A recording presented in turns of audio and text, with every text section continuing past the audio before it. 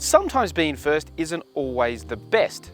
Take the Ford EcoSport for example, which launched back here in 2013, right at the start of the baby SUV boom. Steve, it hasn't been the most popular compact SUV, but there are some important changes, so let's see if it's better.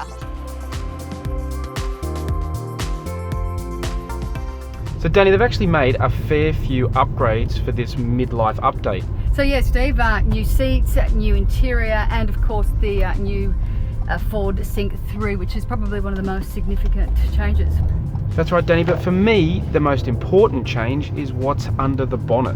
It's still got the same 1 litre 3-cylinder turbocharged petrol engine, but it's now paired with a 6-speed automatic transmission, which was a big mistake from the original EcoSport, which you had either the choice of this nice little engine with a 5-speed manual, which is pretty unpopular, or a 4-speed auto paired to a 1.5 litre 4-cylinder natural aspirated engine, which quite frankly was pretty average. So this, for me, is a huge change, a hugely important change. What did you think of it? Yeah, I mean, it's interesting what you say about the transmission, because it was universally disliked. I don't think I know anyone who has said a nice or positive thing about it. So I think this is something Ford had to do, and I think it's a step forward.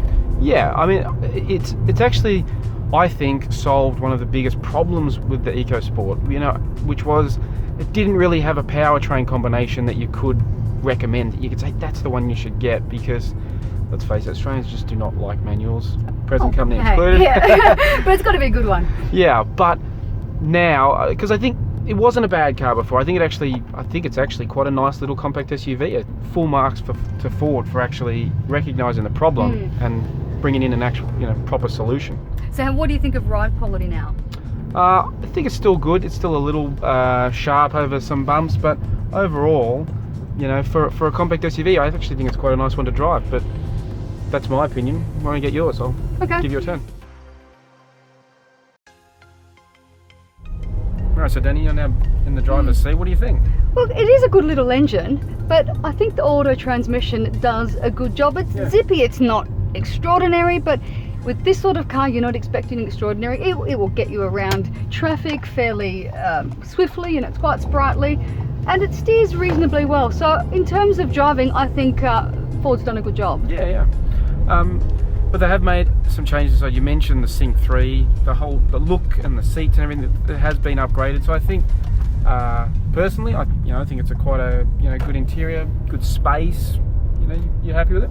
I think the Sync 3 is excellent. I think it's probably one of the best features it's got. It's just easy to connect, it's easy to use. It's such a good system, and the screen for a small car is a really decent size. So I think this is one of my favourite things. There's other interesting things about the interior, like you've got new USB ports placed. The overall design, it's still a bit bland when you compare it to its rivals, but yeah, it's a little budget. It's still a budget-focused car, but I think you're right. I mean, the Sync 3 is a super intuitive system to use, so I think they've done a really good job there. But I think the packaging is actually quite good for a little car. It is the most overtly sort of four-wheel drive of these baby SUVs. A lot of them are sort of jacked up hatchbacks. This one does look a bit sort of chunkier, a bit tougher than the rest. And inside, I think there's decent legroom in the back. Even as an adult, I think you get. It's hard for me to compare, so everything's decent legroom for me. But I think they've done a good job in the way the dashboard sort of, there's a bit of space for your legs. So as a front seat passenger, you can get it's decent room in the boot.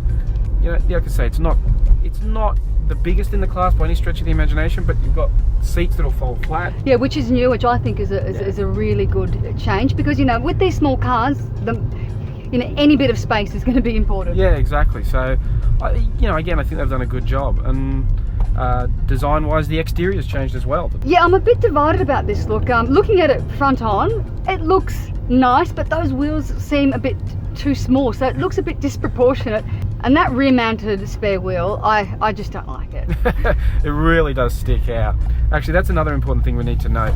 In a few months' time, around the middle of the year, Ford will actually get rid of it. They're going to get rid of the spare tyre altogether, so you will get an inflator kit instead of an actual spare, which I do love the security of a spare Yeah. tyre, particularly on something like this where Yeah. you might actually, get a little bit off the beaten track. Yeah. You're not going to certainly go out back in it, but you might go, a bit of a weekend in the countryside. But to have a spare is good. But yeah, certainly having that big wheel on the back, it does make the tailgate, the side opening tailgate, quite heavy. If you And can it's find- also on, yeah. if you can find the button. I dare ask, how long did it take you? Because, It was pretty tricky. yeah. Because I think the biggest thing with this car that we haven't mentioned yet is the price. This is the top of the range titanium, so it's pretty well equipped. $27,990, includes the auto. That's a really sharp price in this category. Yeah, I think what it might lack in certain refinements or finesses, it makes up for in price. And at the end of the day, that's going to be really important for a lot of buyers. Yeah, look, for me, at the end of the day, I think Ford has actually, this is one of those midlife updates. Sometimes a midlife update is a new bumper bar and not much else. This time around, they've given you a new bumper, but they've actually done some really substantial things to it that have actually really improved it. I'm a fan. Yeah, it should definitely be on the short list.